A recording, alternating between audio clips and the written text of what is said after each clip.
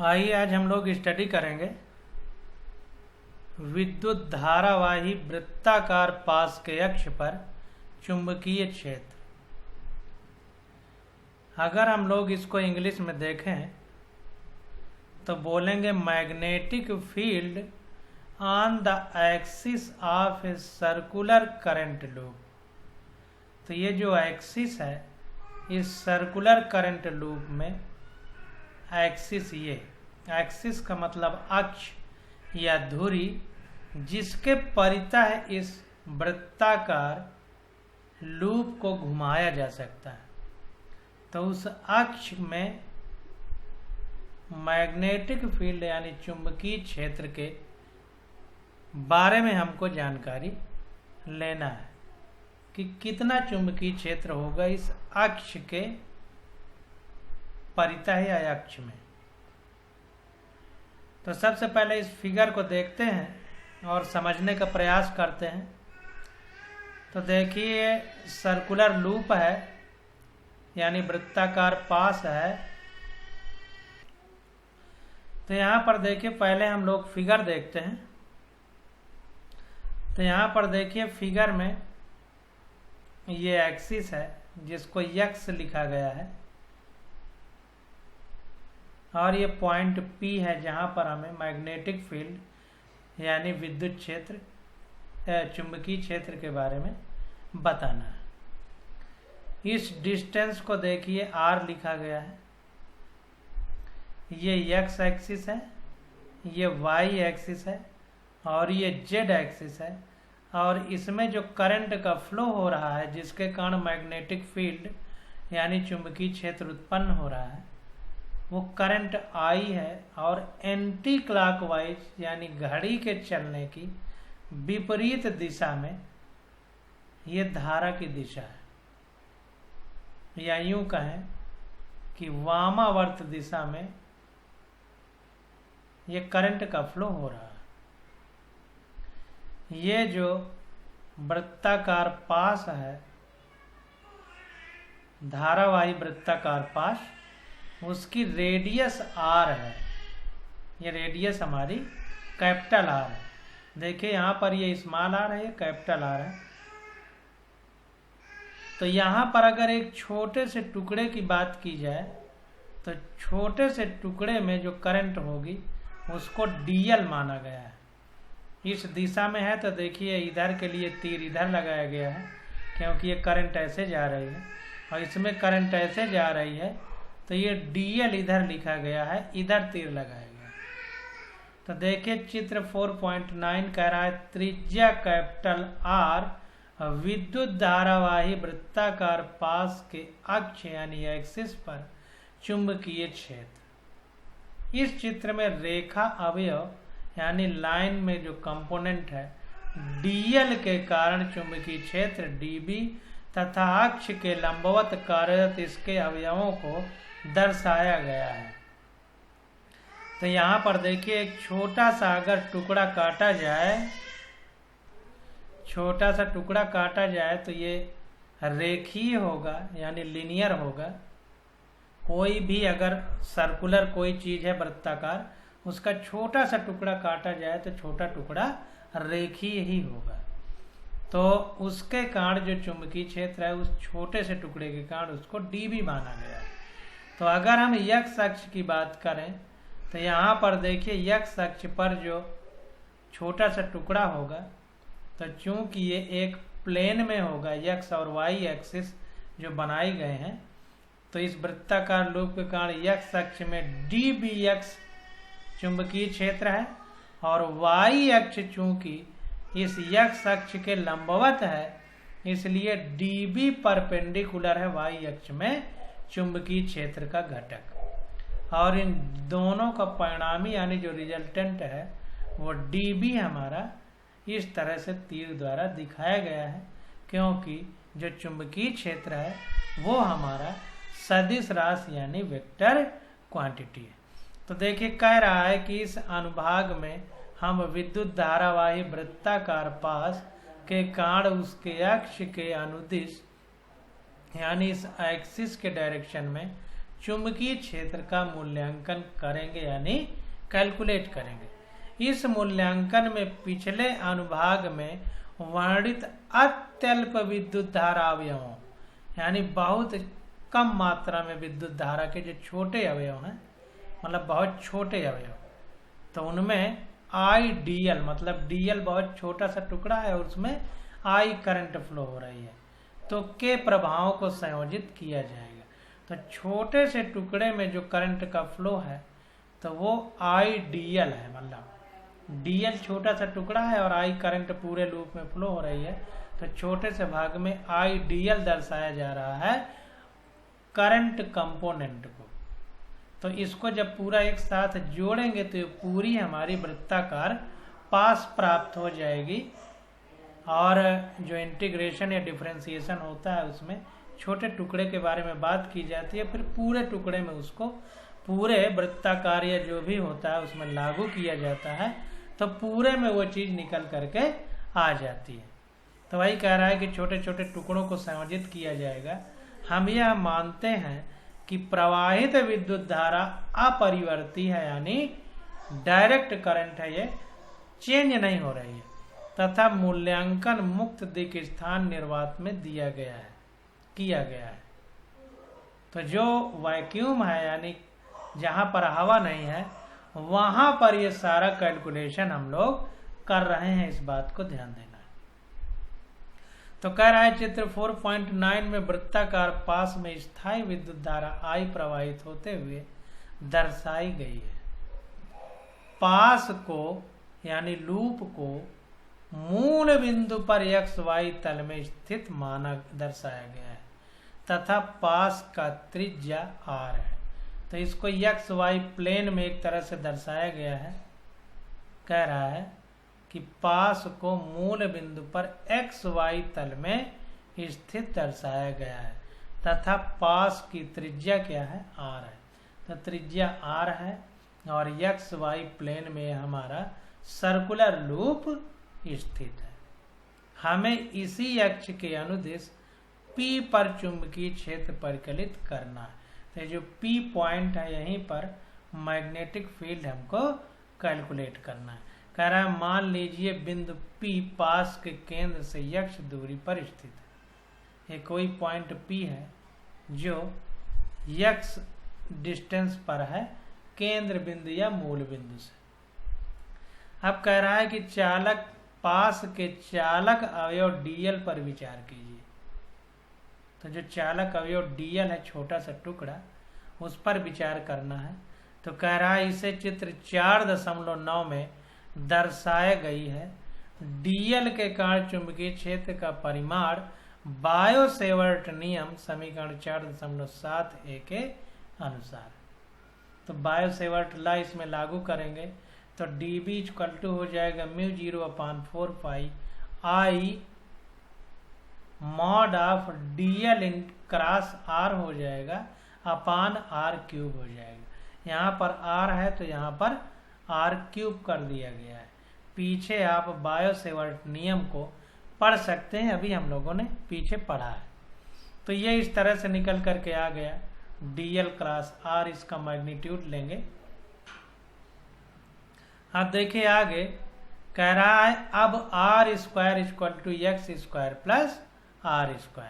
तो इसको समझने की ज़रूरत है कि यहाँ पर देखिए ये R है, तो अगर हम इस R को निकालना चाहें तो ये एंगल हमारा 90 डिग्री है। तो ये एंगल 90 डिग्री है, तो जाहिर बात है कि यहाँ पर पाइथागोरस थ्योरम लागू हो जाएगी। तो जब पाइथागोरस प्रमेय लागू करेंगे तो पाइथागोरस प्रमेय के आधार पर कर्ण का स्क्वायर शेष दोनों भुजाओं के स्क्वायर के जोड़ के बराबर होता है। तो R² equal to capital R² plus x²। तो अगर R निकाले तो √R² प्लस x² हो जाएगा। तो इसीलिए यहाँ पर देखिए R² equal to x² plus capital R² लिखा गया। कह रहा है साथ ही पास का कोई भी अवयव इस अवयव से अक्षीय बिंदु के विस्थापन सदिश के लंबवत होगा। कह रहा है साथ ही पास का कोई भी अवयव यानी जो लूप है वृत्ताकार छल्ला है उसका कोई भी छोटा सा टुकड़ा इस अवयव से अक्षीय बिंदु के विस्थापन सदिश के लंबवत होगा।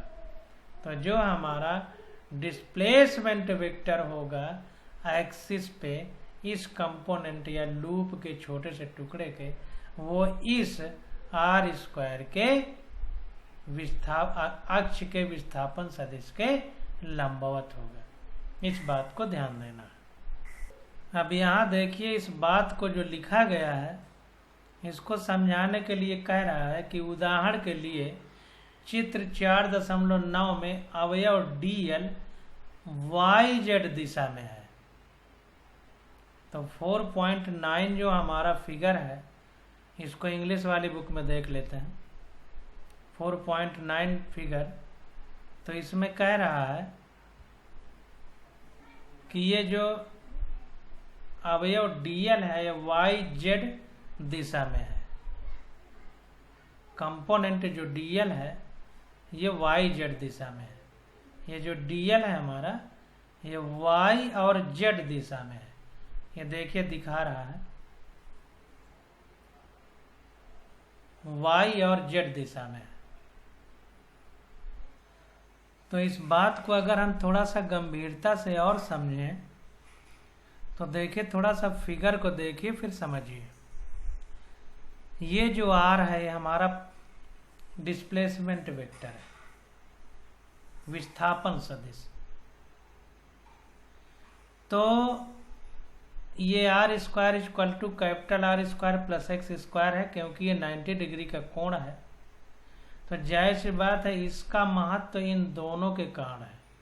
तो ये R हमारा Y अक्ष में है और ये X हमारा X अक्ष में है। तो R का जो डिस्प्लेसमेंट वेक्टर है यार, ये X, Y और X दो प्लेन पर निर्भर है।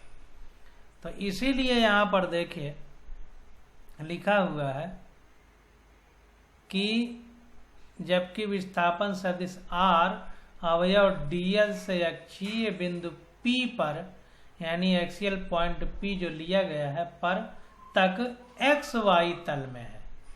तो खुला खुला दिख रहा है कि ये XY प्लेन में है। बहुत अच्छे से समझने की जरूरत है। ये Y प्लेन है, ये Y एक्सिस है R, और ये X एक्सिस है, और इन्हीं दोनों के कारण ये R है। तो जाहिर सी बात है कि R हमारा X और Y तल में। ठीक, अब ये बात आ जाती है DL की। तो ये DL जो है हमारा, तो यहाँ पर देखिए ये जो Y एक्सिस है, इस Y एक्सिस पर ऐसे खड़ा खड़ा ये हमारा ये रिंग है या छल्ला है, जो भी हम कह सकते हैं। अब देखिए यहाँ पर जो DL है ये YZ दिशा में है, ऐसा कह रहा है। तो इसके कहने का कारण सिर्फ इतना है कि यहाँ पर देखिए लिखा हुआ है कि the loop is placed in the YZ plane. तो YZ प्लेन में लूप स्थित है। X, Y, Z तीन प्लेन है, तो YZ प्लेन में लूप स्थित है। तो इसका छोटा सा टुकड़ा भी YZ प्लेन में ही होगा। तो इसलिए यहाँ पर YZ प्लेन की दिशा होगी छोटे से टुकड़े DL की दिशा। तो ये चीज़ हमको क्लियर हो गई। तो अब देखिए कह रहा है कि चित्र 4.9 में अवयव DL YZ दिशा में है, जबकि विस्थापन सदिश R अवयव DL से अक्षीय बिंदु P तक XY तल में है। दोनों बातें हमको समझ में आ गई। अतः mod of DL cross R equal to RDL हो जाएगा। ये क्रॉस हटेगा तो RDL हो जाएगा। अब यहाँ पर देखिए जो बायो-सेवर्ट लॉ के हिसाब से ये फार्मूला आया है, तो इस पर विचार करेंगे। तो फार्मूला तो हमारा ये है μ0/4 पाई I ब्रैकेट में DL क्लास R/R³। तो ये RDL हो जाएगा। तो R से R कटेगा तो नीचे R स्क्वायर हो जाएगा, और इस R स्क्वायर की जगह पर ये X square plus R square हम लोग रख सकते हैं, क्योंकि यहाँ पर हम लोगों ने निकाला है पाइथागोरस प्रमेय। तो ये R स्क्वायर की जगह X square plus capital R square हो गया। अब डीबी की दिशा चित्र 4.9 में दर्शाई गई है। तो यहाँ पर देखिए डीबी की दिशा दिखाई गई है। ये जो हमारे पास फिगर है, तो इस फिगर में देखिए एक्स एक्सिस का जो कंपोनेंट है मैग्नेटिक फील्ड का वो डीबी एक्स है, और जो इसके परपेंडिकुलर वाई एक्सिस है उसमें डीबी परपेंडिकुलर है यानी लंबवत। ये अभिलंबवत का चिन्ह है, और ये थीटा एंगल पर इन दोनों का रिजल्टेंट डीबी दर्शाया गया है। तो इसी की बात यहाँ पर की जा रही है। तो वही कह रहा है कि डीबी की दिशा चित्र 4.9 में दर्शाई गई है। यह डीएल तथा आर द्वारा बने तल के लंबवत है। तो डीएल तथा आर के द्वारा जो प्लेन बन रहा है उसके परपेंडिकुलर है, तो इसको हमें देखना है। तो जो डीएल है ये वाई जेड प्लेन में है और आर हमारा एक्स वाई प्लेन में है। तो इन दोनों के ये जो है जो मैग्नेटिक फील्ड है या डीबी वो परपेंडिकुलर है, इस बात को ध्यान देना है। तो यहाँ पर भी देखिए जाहिर सी बात है कि डीएल क्लास आर है, क्रॉस आर। तो हमने पढ़ा था कि ये जिस प्लेन में होता है, अगर ये एक्स वाई प्लेन में होगा तो इसका रिजल्टेंट जेड प्लेन में होगा। कुल मिला के जिस प्लेन में ये होगा उसके अदर प्लेन में रिजल्टेंट होता है। तो डीएल और आर जिस प्लेन में होंगे उसके अदर प्लेन में यानी जो उसके परपेंडिकुलर एक्सिस होगी वो रिजल्टेंट होगा। तो इन दोनों का रिजल्टेंट जो डीबी है इनके कारण वो डीएल और आर का जो तल है उसके परपेंडिकुलर होगा। ये जब हम वेक्टर वाला चैप्टर पढ़ते थे तो बहुत अच्छे से डिस्कस किए हैं। तो इसका एक एक्स अवयव डीबी एक्स तथा एक्स अक्ष के लंबवत अवयव डीबी परपेंडिकुलर है। इसके दो घटक हैं डीबी के, एक एक्स एक्सिस में डीबी एक्स है जैसा चित्र में देखा है, और दूसरा एक्स के परपेंडिकुलर यानी लंबवत जो है वो डीबी परपेंडिकुलर है। जब एक्स अक्ष के लंबवत अवयवों को संयोजित करते हैं तो वे निरस्त हो जाते हैं तथा हमें शून्य परिणाम प्राप्त होता है। तो जाहिर सी बात है कि जो एक्स एक्सिस के परपेंडिकुलर घटक है यानी एक्स एक्सिस के जो ये लंबवत है यानी वाई एक्सिस में जो है, तो जैसे इसकी दिशा इधर को है इसकी दिशा इधर को है तो एक दूसरे को निरस्त कर देंगे। तो कुल मिलाकर के जो मैग्नेटिक फील्ड है वाई एक्सिस में वो टोटल 0 हो जाएगी। कहने का मतलब ये है। तो जब 0 हो जाएगी तो वाई एक्सिस में हमारा जो है कोई भी मैग्नेटिक फील्ड नहीं होगा, शून्य प्राप्त होगा। तो वही कह रहा है कि उदाहरण के लिए अगर उदाहरण देखें कि आखिर वाई एक्सिस में कैसे 0 होता है, तो ये देखिए बता रहा है कि चित्र 4.9 में दर्शाए अनुसार तो डीएल के कारण अवयव डीबी परपेंडिकुलर इसके त्रिज्यता है यानी रेडियल विपरीत डीएल अवयव के कारण योगदान द्वारा निरसित हो जाता है। यानी कहने का मतलब ये है कि डीएल को अगर हम देखें तो परपेंडिकुलर वाला एक इधर दिशा में है एक इधर दिशा में है, तो दोनों एक दूसरे को निरस्त कर देते हैं। अब इस प्रकार से केवल एक्स अवयव ही बच जाता है। तो एक्स दिशा के अनुदिश नेट योगदान पास के ऊपर DB X equal to DB cos theta को समाकलित करके प्राप्त किया जा सकता है। तो अब जब केवल एक्स ही बचा और ये एंगल थीटा है तो हमने बताया था पास में कास सामने साइन, तो थीटा के पास वाली जो भुजा है उसमें cos थीटा लिखेंगे तो ये डीबी cos थीटा हो जाएगा, और डीबी cos थीटा ही इस पूरे एक्स एक्सिस के मैग्नेटिक फील्ड को दर्शाएगा। तो यहाँ पर देखिए DB X equal to DB cos theta को समाकलित करके प्राप्त किया जा सकता है। तो इसको इंटीग्रेट कर देंगे तो चित्र 4.9 के लिए तो cos थीटा इक्वल टू, तो हमने पढ़ा है लाल बटे कक्का, यहाँ पर ये साइन है ये कास है ये टैन है। तो कास का मतलब आधार बटे कर्ण, तो आधार मतलब बेस अपान कर्ण मतलब हाइपोटेन्यूज। तो आधार बटे कर्ण आ जाएगा। तो हम देखते हैं कि आधार कौन सा है, तो फिगर में आधार हमारा ये x है तो इसलिए आधार में cos थीटा इक्वल टू,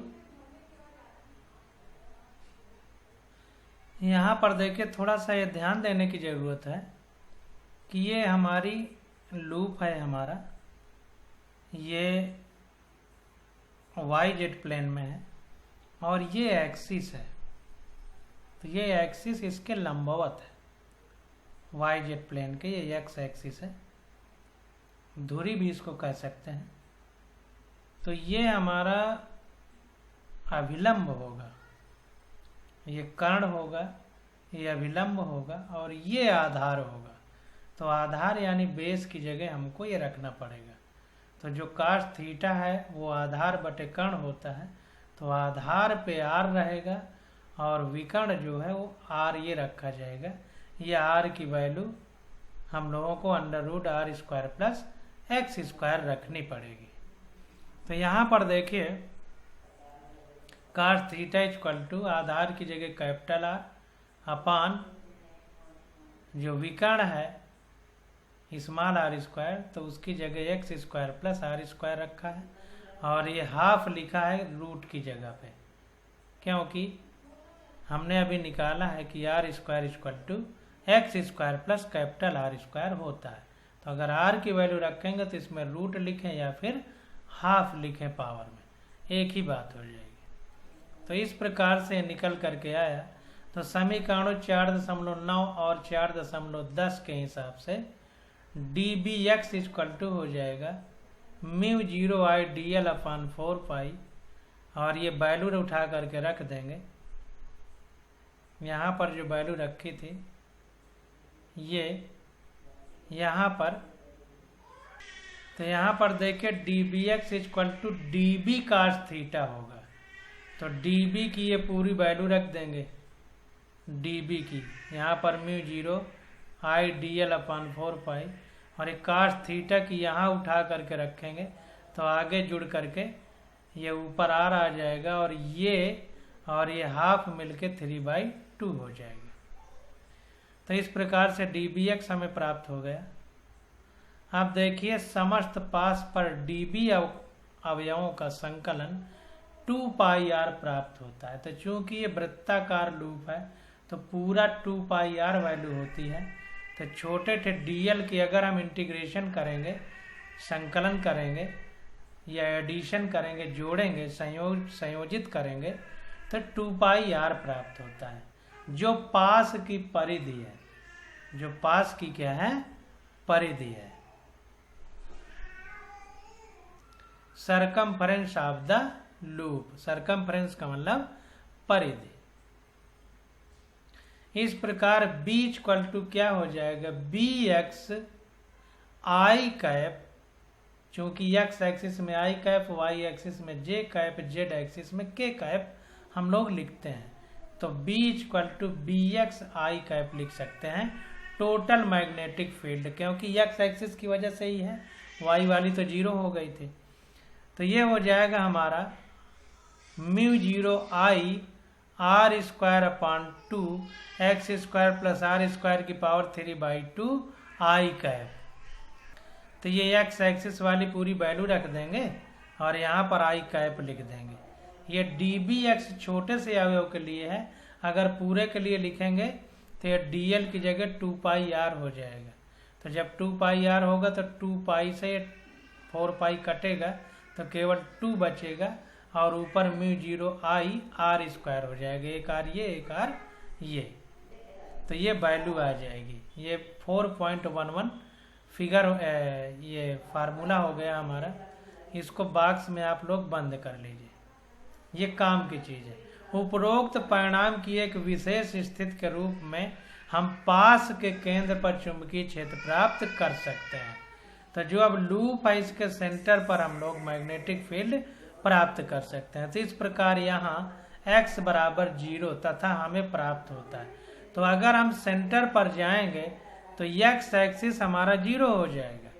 इसको गौर से देखिए, ये फिगर है, तो यहाँ से चलते आएंगे, जब सेंटर पे आ जाएंगे तो x की वैल्यू 0 हो जाएगी, x कुछ बचेगा ही नहीं।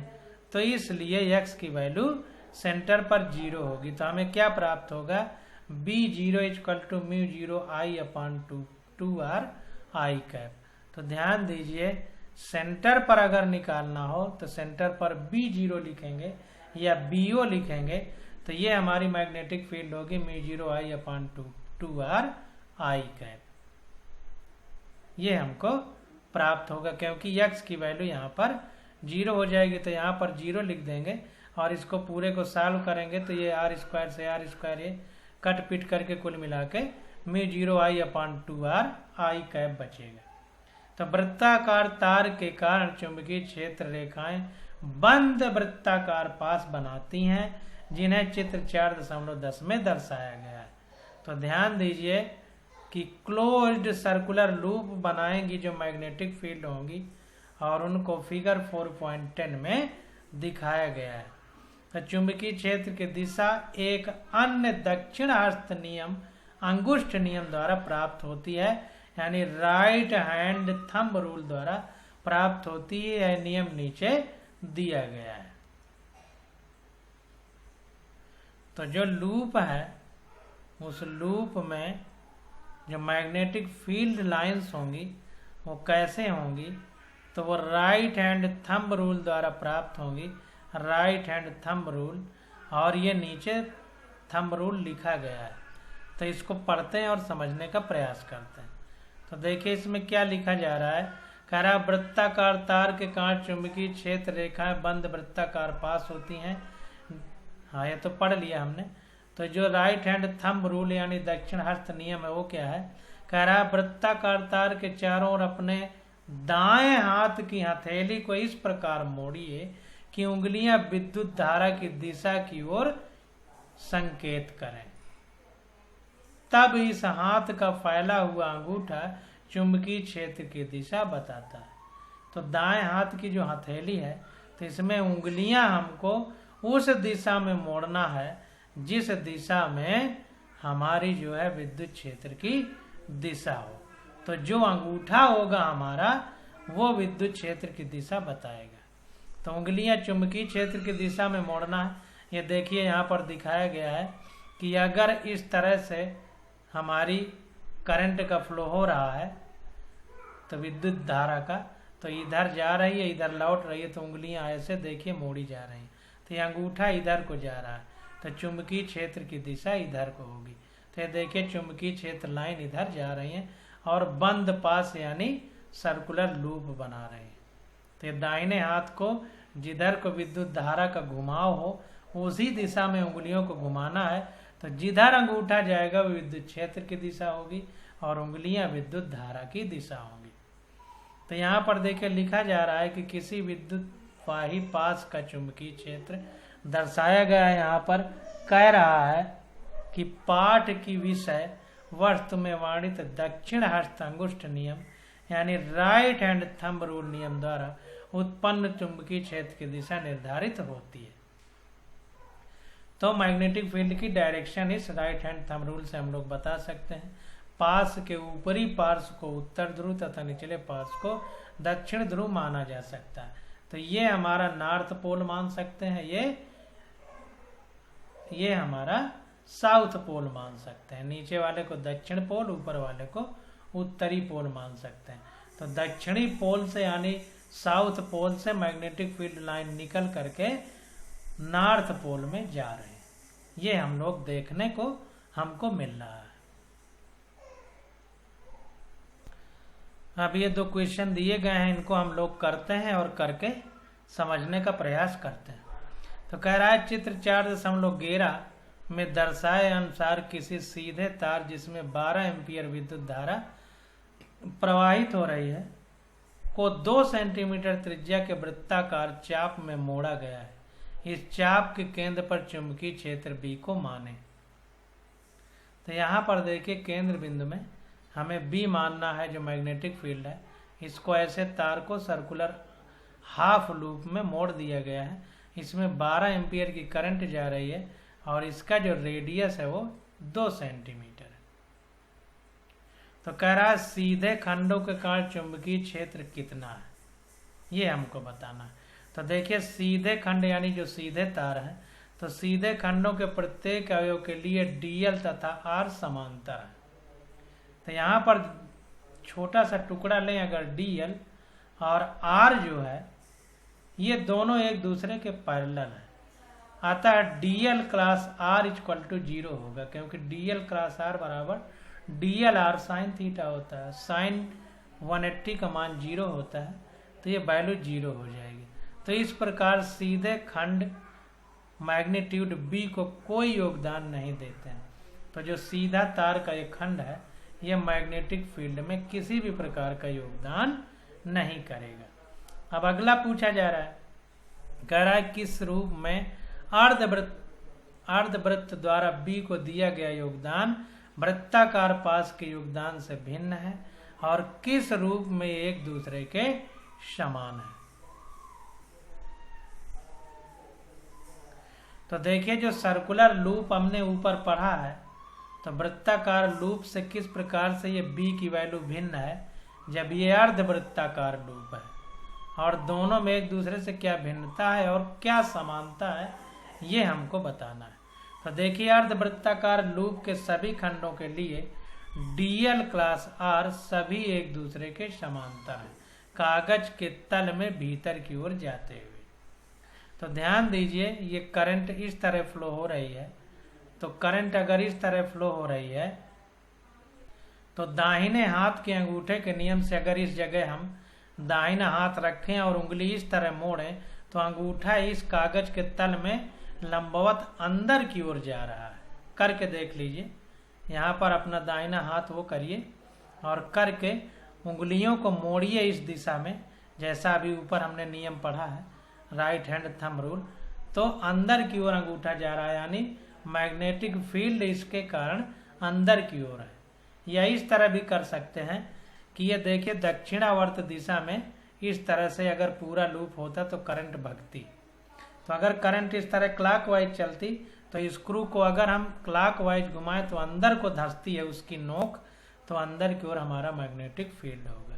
तो वही कह रहा है कि अर्धवृत्ताकार चाप के सभी खंडों के लिए डीएल क्लास आर सभी एक दूसरे के समांतर हैं, यानी छोटे छोटे जो टुकड़े हैं सब एक दूसरे के पैरेलल होंगे, कागज के तल में भीतर की ओर जाते हुए। तो भीतर को जाएंगे यानी मैग्नेटिक फील्ड अंदर की ओर होगी। इस प्रकार के सभी योगदान परिमाण में संयोजित हो जाते हैं। अतः अर्धवृत्ताकार चाप के लिए बी की दिशा दक्षिण हस्त नियम द्वारा प्राप्त होती है। इसका परिमाण वृत्ताकार पास के लिए बी का आधा होता है, तो पूरे के लिए जितना होगा उसका आधा होगा मैग्नेटिक फील्ड। इस प्रकार बी का मान 1.9 × 10⁻⁴ टेस्ला है तथा कागज दिशा कागज के तल के अभिलंबवत उसके भीतर जाते हुए, तो भीतर की होगी और बी की वैल्यू 2 करके होता है, 2 का मल्टीप्लाई, तो उसका आधा हो जाएगा। तो यहाँ पर भाग देंगे तो 1.9 × 10⁻⁴ टेस्ला आएगा, यानी बी का आधा होगा। हमने ऊपर निकाला भी है ये वैल्यू, मतलब इससे जितना निकलेगी ये वैल्यू इसकी आधी होगी, इसको ध्यान देना। तो आधी वैल्यू इतनी निकल के आएगी जब निकाला जाएगा। अब आगे देखते हैं, आगे पूछ रहा है, कह रहा है क्या आपके उत्तर में कोई परिवर्तन होगा यदि तार को उसी त्रिज्या के अर्धवृत्त में पहले की तुलना में चित्र 4.11b में दर्शाए अनुसार उल्टी दिशा में मोड़ दें। तो देखिए बी का परिमाण तो वही है जो बी में है, पर दिशा विपरीत हो जाएगी। तो जो बी की दिशा कागज के तल में अभिलंबवत अंदर की ओर है वो बाहर की ओर हो जाएगी जब उल्टी दिशा में उसको मोड़ेंगे, क्योंकि फिर करंट की दिशा उल्टा हो जाएगी। तो बस दिशा विपरीत हो जाएगी, बाकी परिमाण यानी मैग्नीट्यूड में कोई अंतर नहीं पड़ेगा। अब अगला क्वेश्चन है, कह रहा है 10 सेंटीमीटर त्रिज्या की 100 कसकर लपेटे गए फेरों की किसी ऐसी कुंडली पर विचार कीजिए जिसमें 1 एम्पियर विद्युत धारा प्रवाहित हो रही है। कुंडली के केंद्र पर चुंबकीय क्षेत्र का परिमाण क्या है? कुंडली के केंद्र पर ध्यान दीजिए, तो सेंटर के लिए ये फार्मूला हमने निकाला है जहां पर x बराबर 0 है। तो यहाँ पर देखिए, चूंकि कुंडली कसकर लपेटी गई है, अतः हम प्रत्येक वृत्ताकार अवयव की त्रिज्या r बराबर 10 सेंटीमीटर यानी 0.1 मीटर मान सकते हैं। फेरों की संख्या 100 है, अतः चुंबकीय क्षेत्र का परिमाण, तो B बराबर μ0I/2r फार्मूला लगाएंगे जो अभी हमने ऊपर दिखाया। लेकिन फेरों की संख्या 100 है, यह μ0I/2r एक फेरे के लिए है यानी सर्कुलर लूप के लिए है, लेकिन फेरे 100 हैं तो n बराबर चूंकि 100 माना गया है तो n का गुणा करेंगे, तो फार्मूला हो जाएगा B बराबर μ0NI/2r। तो μ0 की वैल्यू 4.10⁻⁷, n की वैल्यू 100, इसको 1×10⁻2 लिखा है, इंटू I की वैल्यू 1 एम्पियर है तो 1 लिख दिया, अपान 2 इंटू R की वैल्यू 10 सेंटीमीटर बराबर 0.1 मीटर या 10⁻⁻1 मीटर। सॉल्व किया तो आ गया 6.28 × 10⁻⁴ टेस्ला। टेस्ला हमारा मैग्नेटिक फील्ड की यूनिट है। तो इस प्रकार से दोनों क्वेश्चन हम लोगों ने कर लिए। अब आगे आ जाता है एम्पियर का परिपथीय नियम। तो इसकी स्टडी हम लोग अगले लेक्चर में करेंगे। आज बस यहीं तक।